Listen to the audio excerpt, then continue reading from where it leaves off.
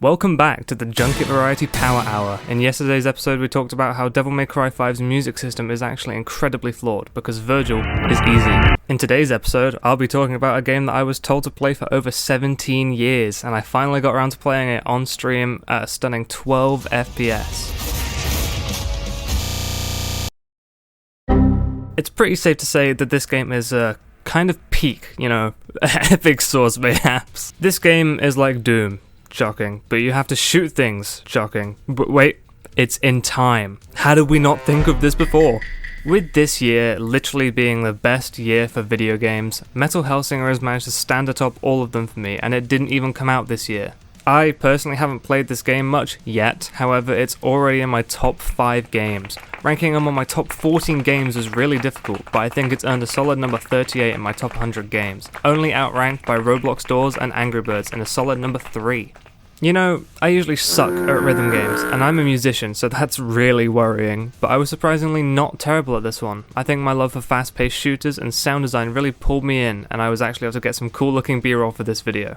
By the way, I also make music. Shocking, I know, but feel free to check it out. I usually make more chill stuff, but who knows? There might be something similar to this style of music at some point. You can find it all under Junket on all the big streaming platforms. I also just want to thank you guys for getting me over 1,000 subscribers. YouTubing is something that I've been doing for a long time, so, actually being able to get into the partner program is fucking amazing. Thank you guys. Metal Hellsinger is a game all about staying in time with the theme of the level, while also pulling off some stylish maneuvers with a variety of unique weapons. Many of these weapons have names relating to characters within mythologies of Hell and all the underworld, letting you nerd out over how the revolvers are just little dogs. You'll definitely find a playstyle that you like most, and which weapons you'll be sticking to for the majority of the game. The weapons are all unique in how they play, so you'll never be picking and choosing based on the tiny little details like you do in some games. And honestly, thank God for this, or we wouldn't be here. When it comes to choosing weapons for me, I'll often tend to use the cool ones, and then I'll get flamed for not actually knowing how to use them. Weapons will often follow a specific rate of fire, which means that you have to get used to doing it before you actually get into any levels. If we take Terminus the Sword, for example, it has 2 hits on single notes, but then it has a note break for a stronger finishing blow in the combo. This lets you plan out which enemies you might attack first, and which ones to use the more powerful last attack on. Ranged weapons take it a step further, with you even being able to reload your guns faster by staying in time. Usually it'll take you around 2 to 3 seconds to reload a weapon, but by pressing reload again at the right time, you can practically half your reload time, helping you stay in the fight for longer and keep your multiplier up. One unique weapon is Paz, the Skull, which doesn't need any form of reloading. Paz, while having a low damage output and not much use in combat, is incredibly useful out of combat, as it has a unique trait in which firing it keeps your multiplier up. You can only do this with every other gun in the game with their reload, so having it handy while you're on the move is essential. You have the simpler weapons like Persephone the shotgun and the Hounds, a pair of twin revolvers, my personal favourite weapons in the game, along with the Vulcan, an explosive crossbow. These guns all work simply with firing to their designated rhythm and then reloading once you're out of ammo. Easy, right? Wrong. I haven't told you about the Hellcrows yet. These scythes are unlike any of the other weapons in the game, with you needing to time your throws so that you can constantly be chucking out DPS. You'd think that throwing one every beat would be the most effective way to use them, but as it turns out, you're better off waiting a beat so that you always have one at hand. They're a lot of fun to use, but getting that timing can often be hard to pick up when used to other weapons that are much more clear about their fire rate. On top of all of these weapons, there are also ultimates that can be used in various ways, all often being a shitload of extra damage just to make this game help you feel even cooler about it. I won't go into too much detail about them because I want to focus more about how the game's music works with the weapons, and these don't use rhythms as much, but I'll cover the ones that do. Terminus's ultimate is literally just making you swing faster. You're now able to swing on every quaver so that you'll be practically doubling your DPS with this ultimate, and Persephone performs a large bomb-like attack. If you do it on beat, it'll deal more damage, just like a normal attack, and that's all of them. I told you there weren't many. On top of all these weapons, there are also finishes, akin to the ones that you'd find in the Doom franchise, where you're able to get some health back and a boost to your multiplier for getting a stylish finish on your enemies. One of the coolest things I found you can do is getting 2 or 3 enemies down to low health and just chaining a bunch of these together. Really helps you feel like you actually have any idea about what you're doing in this game. You have all sorts of enemies in this game, with them being pretty derivative of usual boomer shooter archetypes. You have the small and fragile basic enemies, and then the beefy and medium-sized enemies just for general purpose fighting. You also get some beefier guys as obstacles, and even fight angels. Like Ultra. The only downside to any of the enemies for me are the bosses, with their designs pretty much just being recolors of each other. However, the way each boss actually fights is unique, so it's not like you're just having the same big bad at the end of each level. Also, in the lore, it makes sense as to why they'll look the same, so I guess I can't complain too much about it anyway.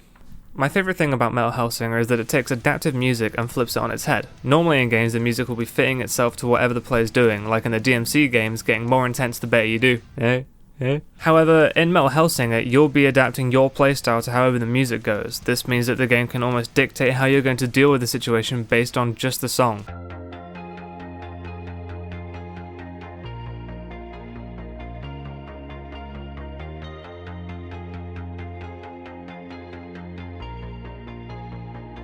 It could be a frantic fight with you dashing and weaving all over the place, purely because the BPM for the song you're on is higher than other levels.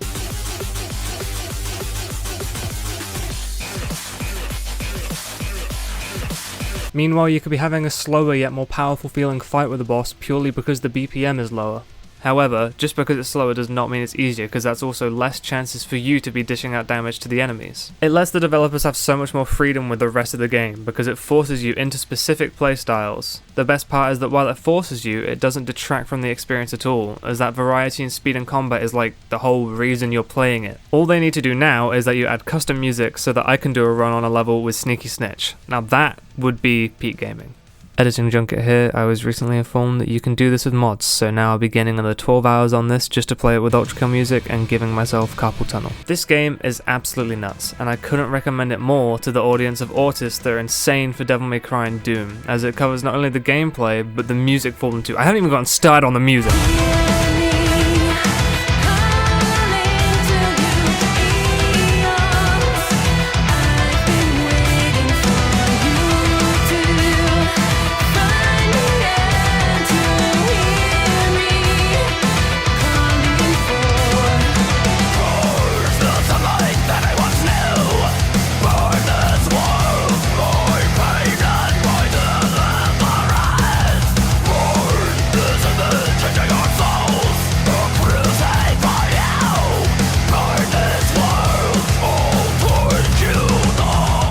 This game's music goes beyond hard, and not only do you get to jam to it, you get to slay hordes of demons in time to it too. The game primarily uses hard rock or heavy metal for its soundtrack, and I say primarily due to the fact that the DLC has gorillas.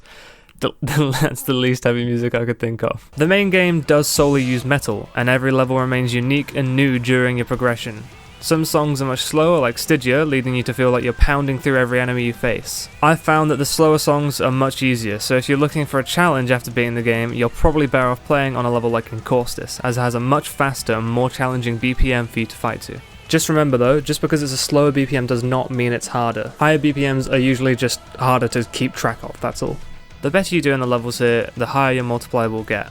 Similarly to DMC, the higher it gets, the more of the song you'll hear, with 16 times introducing the lyrics. Considering you're already staying on beat, if you weren't already banging your head along to the rhythm, this will make you want to absolutely groove to it. This game's music runs on Fmod, an incredible tool used to put music into games with many different mechanics. This is probably what they use to help tie your inputs to the music and let the boomer shooter become a rhythm shooter. With the music being this good and the gameplay being this fun, I really think more people just need to know about this, let alone play it. Once again, I can't recommend this game enough, and I really hope you have a look at it after this video. It deserves all the love, and especially with how shitty Unity has been recently. Anyway, I hope you're able to endure this totally radical video about an even radicaler game. I also make my own music, so you should totally go listen to that. If you enjoyed this, then make sure to like it and subscribe and such. The recent support has been incredible, and we recently hit 1,000 subscribers, so now I can earn 2 Vietnamese dong. Thank you so much. I have a Discord server you can join where everyone is some form of mental patient, so make sure to check that out, and please listen to the music. I need people to listen to my music, it's really good, I promise. Now get out of here, you scoundrels, before I start talking about another game's music system. Who'd want that, god.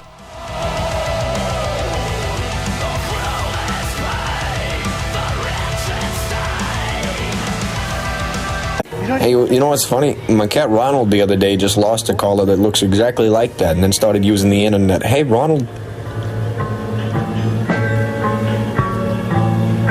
It's been a while.